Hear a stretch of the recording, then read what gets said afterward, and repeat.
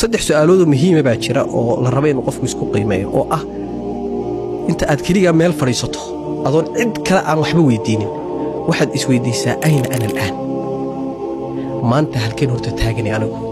aqoon ahaan akhlaaq ahaan qiyam ahaan caafimaad ahaan dhaqaale ahaan qoys ahaan halkeen taagani inaad si serious ah aad isku weydiiso lianna allaha says balil insaanu calaa nafsihi basiira ilaahay wuxuu leeyahay bani aadamku asaga xogogaal u ah naftiisa marka qofna kaama dhigi karo qofka aad doonaysaa inaad noqoto adduunkeen ma jiro wax la yiraahdo waan ku garanay bani aadamku haddaad gacanta